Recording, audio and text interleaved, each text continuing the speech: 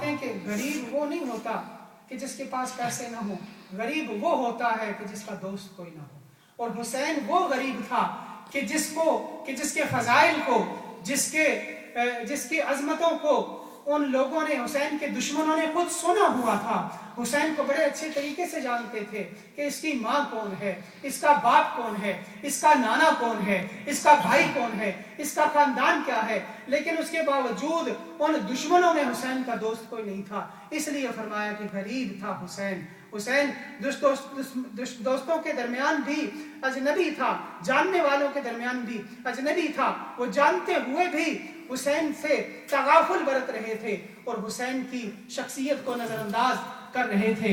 और इसी वजह से उनसे ये इतना बड़ा गुनाह सरजद हुआ, इतना बड़ा जुल्म सरजद हुआ कि उन्होंने अहले बैत की वो अजमत, वो शान और नबी करीम अलैहि सल्लम के वो अल्फाज जो उन्होंने अपने खानदान के मुतालिक कहे थे, उनको फरामोश कर दिया था, उनसे गफलत बरती थी। सामीन मोहतरम, सरकार दो आलम सल्लल्लाहु अलैहि वसल्लम ने जा बजा अहदीस मुबारक आपको मिलेंगी कि हर जगह सरकार दो आलम सल्लल्लाहु अलैहि वसल्लम ने अपने अहले बैत के हक के बारे में उम्मत को याद दिलाई है, अपने अहले बैत के हक के बारे में उम्मत को याद दहानी कराई है।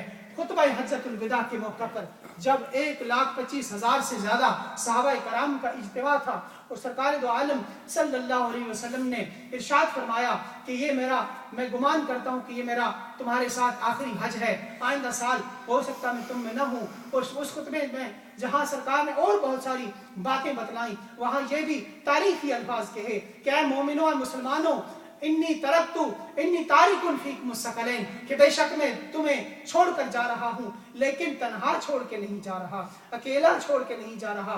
इन्नी तारिकुन फीकुम मुस्तक़िलैन, बेशक मैं तुम में दो अजीमुश्शान, बड़ी अजमत वाली चीजें छोड़ के जा रहा हूँ। वो कौन सी चीजें हैं? किताबुल्लाहि व इकरती, एक अल्लाह की किताब है, दूसरी मेरी अहले बैत। एक अल्लाह की किताब है, दूसरी मेरी अहले बैत है। वह सरकार ने इरशाद फरमाया कि वइन तमस्सक्तुम बिहिमा लन तदिल्लु बादी अबदा, और अगर तुम इन दोनों का दामन पकड़ के रखोगे, इन दोनों का दामन थाम के रखोगे, लन तदिल्लु बादी अबदा, तो हरगिज मेरे बाद गुमराह नहीं होगे। यानी मैं गारंटी देता हूँ कि अगर तुम्हारे हाथ में कुरान का दामन भी हुआ, अहले बैत का दामन भी हुआ, तो मेरे बाद कभी गुमराह नहीं होगे, क्योंकि इनकी शान ये है कि लन यतफर्रका, कुरान अहले बैत से जुदा नहीं होगा, अहले बैत कुरान से जुदा नहीं होगा। ये हरगिज आपस में जुदा नहीं होंगे। हत्ता यरिदा अलैहिल हौज, यहाँ तक के हौज़े कौसर पर इकट्ठे दोनों साथ मेरे पास पहुंचेंगे। यहाँ तक के हौज़े कौसर पर इकट्ठे मेरे पास दोनों साथ मिलकर पहुंचेंगे। तो सामीन मोहतरम, सरकार दो आलम, और फिर सरकार ने यहाँ कुरान के बारे में बात बतलाई और कुरान की तालीमात पर, कुरान पर अमल करने पर लोगों को उभारा, लेकिन उसकी ताकीद नहीं फरमाई।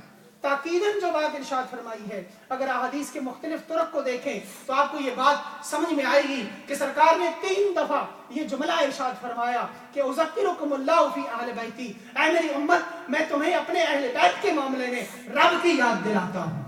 उज़क्किरुकुमुल्लाहु फी अहले बैती, मैं अपनी अहले बैत के मामले में तुम्हें रब की याद दिलाता हूँ, क्योंकि सरकार को पता था कि मेरी उम्मत कुरान के मामले में कोताही नहीं करेगी, लेकिन मेरी अहले बैत के हक के मामले में उनसे कोताही सरजद होगी। इसलिए सरकार ने पहले बता दिया था कि कल करबला में अगर तुम मेरे अहले बैत के साथ जुल्म करो तो तुम्हें पता होना चाहिए कि मैंने पहले इनके बारे में तुम्हें याद दहानी कराई है, इनके बारे में तुम्हें बतलाया है। और सामीन मोहतरम, कोई एक मौका नहीं, बार बार सरकार दो आलम सल्लल्लाहु अलैहि वसल्लम के आखिरी अल्फाज भी यही थे।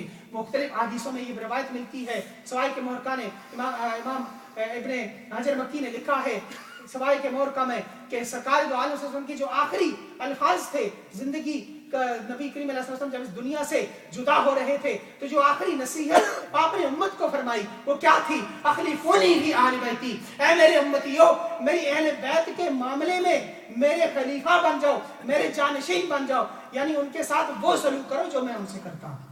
उनसे वैसी मोहब्बत करो जैसी मैं उनसे करता हूँ। और कोई एक मौका नहीं है। सामने मोहतरम एक बड़ी खूबसूरत रिवायत जिसको तबरानी मौजम और तबरानी औसत ने नकल किया है, और ये हज़रत अब्दुल्लाह इब्न अब्बास रज़ियल्लाहु ताला अन्हुमा की रिवायत है। आपने हदीस ये सरकार वालों से रिवायत की है। आप इरशाद फरमाते हैं कि नबी करीम अलैहिस्सलाम मस्जिद नबवी शरीफ में एक दिन असर की नमाज पढ़ा रहे थे।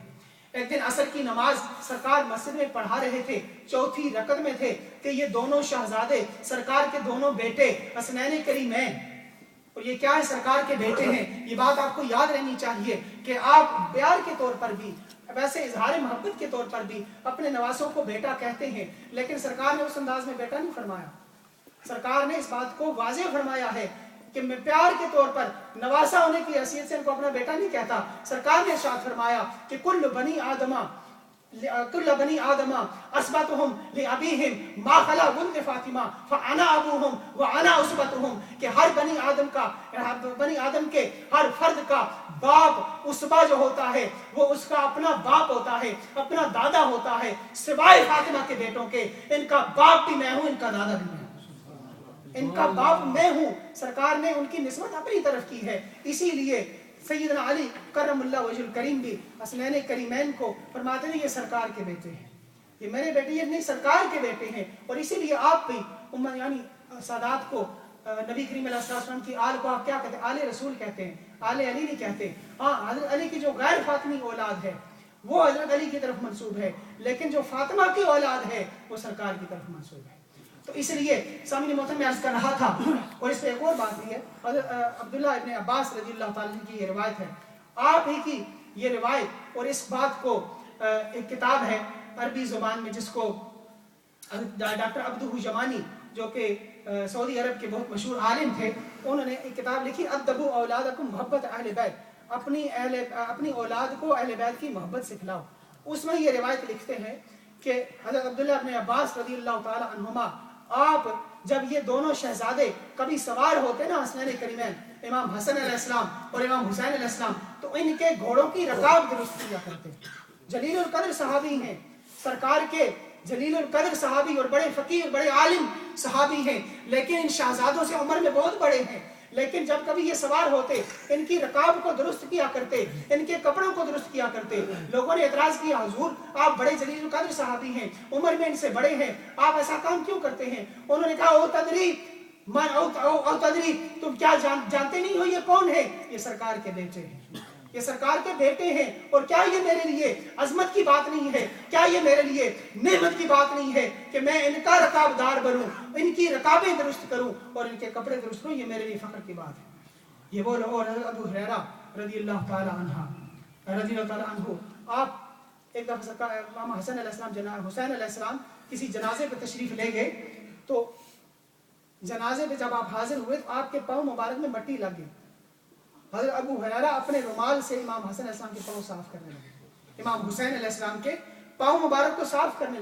जलीलुल कद्र सहाबी हैं, असहाबे सुफ़ा में से हैं, सरकार के कुर्ब पाया है, उम्र में बहुत बड़े हैं। इमाम हुसैन अलैहिस्सलाम के पाँव से मट्टी साफ करते हैं। आपने पाँव पीछे खींच लिए, आप क्यों मुझे शर्मिंदा करते हैं? आप मेरे नाना के जलीलुल कद्र सहाबी हैं। उन्होंने कहा हुजूर ये लोग आपकी कदर नहीं जानते, खुदा की कसम अगर ये आपका मकाम और मर्तबा समझते तो आपको अपने कंधों पे उठा के फिरते, आपको अपने कंधों पे उठा के फिरते। तो मैं अर्ज कर रहा था कि अब्दुल्लाह इब्न अब्बास रज़ियल्लाहु ताला अन्हु रिवायत फरमाते हैं कि नबी मस्जिद नबी शरीफ में सरकार असर की नमाज पढ़ा रहे हैं, चौथी रकत में हैं कि ये दोनों शहजादे सरकार के दोनों बेटे आते हैं और सरकार के पुश्ते अतहर पर सवार हो जाते हैं, सरकार के कमर मुबारक पर सवार हो जाते हैं। सरकार दो आलम सल्लल्लाहु अलैहि वसल्लम जब सलाम फेरते हैं, इन दोनों को आगे करते हैं, दोनों को करीब बुलाते हैं। अब सहाबा कराम का मजमा मौजूद है, सब ने सलाम फेरा, सरकार के सामने बैठे हैं। सरकार ने इमाम हसन अलैहिस्सलाम को उठाया और अपने दाएं कंधे पर बिठा लिया, और इमाम हुसैन अलैहिस्सलाम को उठाया और अपने बाएं कंधे पर बिठा लिया।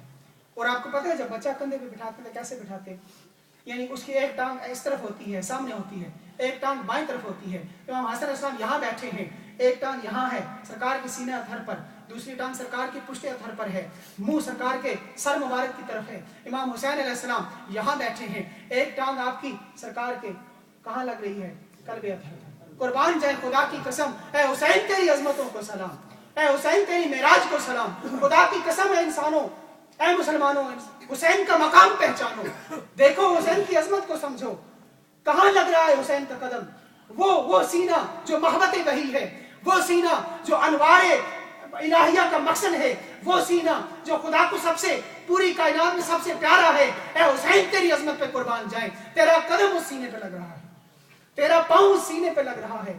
اور سامعین محترم، میں سمجھتا ہوں کہ بعض اوقات بعض فضیلتیں ایسی ہوتی ہیں امتیوں کو، غیر نبی کو بعض فضیلت ایسی حاصل ہو جاتی ہے کہ نبی کے لیے وہ فضیلت حاصل کرنا ممکن نہیں ہوتا۔ مثلا حضرت غوث پاک رضی اللہ تعالیٰ عنہ ارشاد فرماتے ہیں کہ ہم اس بحر کے شناور ہیں، ہم نے اس سمندر میں غوطے لگائے، اس دریا میں غوطے لگائے ہیں کہ انبیاء جس کے کناروں پہ کھڑے ہیں۔ آپ نے فرمایا کہ ہم اس دریا میں غوطے لگا رہے ہیں کہ انبیاء جس کے کناروں پہ کھڑے ہیں۔ اس کی تشریح میں علماء نے فرمایا اس دریا سے مراد شریعت محمدیہ ہے، یعنی ہم شریعت محمدیہ کے دریا میں غوطہ زن ہیں اور باقی انبیاء کو اس پر عمل کرنا نصیب نہیں ہوا، یعنی ان کے لیے ممکن نہیں ہو سکا۔ اسی طرح حضرت عمر بن ثابت رضی اللہ تعالیٰ عنہ ایک صحابی ہیں، آپ نے ایک دفعہ خواب دیکھا کہ میں سرکار کی پیشانی پہ سجدہ کر رہا ہوں، خواب میں دیکھا میں سرکار کی پیشانی پہ سجدہ کر رہا ہوں۔ سرکار کی حیات مبارکہ کا یہ دور کا یہ واقعہ، آپ سرکار کی بارگاہ میں حاضر ہوئے اور سرکار کو اپنا خواب سنایا۔ سرکار نے اے خزیمہ آؤ میری پیشانی پہ سجدہ کرو، اپنی خواب کی تعبیر لے لو، میری پیشانی پہ سجدہ کر کے اپنے خواب کو پورا کر۔ اب سامعین محترم، میں آپ سے ایک سوال پوچھنا چاہتا ہوں، کیا پوری کائنات میں حضرت خزیمہ بن ثابت سے بڑھ کر کسی کی سجدہ گاہ عظیم ہو سکتی ہے؟ جس کی سجدہ گاہ نبی کی پیشانی بنے، خدا کی قسم پوری کائنات میں کسی کی سجدہ گاہ اتنی عظیم نہیں ہو سکتی، خود نبی کو بھی یہ شرف نہیں مل سکتا کہ اس کی۔ اور اسی طرح اب وہ حسین کے مقام پہ ذرا غور کیجئے، اسی لیے سرکار جب حسین کو کبھی کندھوں پہ اٹھا کے پھر، یہ ایک دفعہ کا واقعہ نہیں ہے، ایک دفعہ کندھوں پہ اٹھا کے پھر رہے تھے تو حضرت عمر نے کہا نعم الراکب یا ولد، اے بچے تو کتنا خوش قسمت ہے، تجھے کتنی اچھی سواری ملی ہے۔ سرکار نے کہا نہیں، یوں کہو نعم المرکب، سوار بھی تو کتنا پیارا ہے، اس سوار کے مقدر پہ رشک کرو کہ اس کو یہ سواری ملی ہے۔ اب حسین کے مقدر پہ لوگ کہتے ہیں حسین کو سلام نہ کہیں، خدا کی قسم، خدا کی قسم میرا یہ گمان ہے کہ جب حسین سرکار کے کندھوں پہ سوار تھے تو ساتوں آسمانوں کے ملائکہ اور قدسی اور ساتوں زمینوں کی تمام مخلوقات حسین پر سلام بھیج رہی تھی، حسین پر سلام بھیج رہی تھی۔ تو ہم کیوں نہ حسین پر سلام کہیں، السلام علیکم یا ابا عبداللہ الحسین۔ تو میں عرض کر رہا تھا کہ حسین علیہ السلام کو سرکار نے یوں بائیں کندھے پہ بٹھایا، آپ کا قدم مبارک سرکار کے سینے پر ہے اور دونوں شہزادوں کے چہرے ایک دوسرے کی طرف ہیں۔ اب سرکار نے حسین اور امام حسن اور حسین علیہ السلام کی شان میں خطبہ شروع کیا۔ سبحان اللہ، کیا عظیم خطبہ ہے جس کی شان میں دیا جا رہا ہے۔ وہ دونوں شہزادے کندھوں پہ بیٹھے ہیں۔ خدا کی قسم مسلمانوں غور کرو، نبی کو پتا تھا کہ امت کوتاہی کرے گی ان کے حق کے بارے میں، اس لیے بار بار بتلایا، طرح طرح سے بتلایا، کندھوں پہ بٹھا کے بتلایا کہ دیکھو یہ کون ہے، ان کو پہچانو، پہچانو یہ کون ہے، پھر نہ کہنا ہمیں خبر نہ ہوئی۔ تو سرکار نے کندھوں پہ بٹھا کے خطبہ ارشاد فرمایا، اور خطبے کے الفاظ دیکھیں شروع کہاں سے کیا۔ سرکار نے یہ نہیں فرمایا، اب چند صحابہ کرام مسجد میں موجود ہیں، سرکار نے یہ فرمایا یا اصحابی، یہ نہیں کہا میرے صحابہ سنو، یہ بھی نہیں فرمایا یا ایھا المسلمون، مسلمانوں سنو، فرمایا یا ایھا الناس۔ سرکار کا یہ فرمان مطلب قیامت تک آنے والے انسانوں سنو، میں تم سب سے مخاطب ہوں۔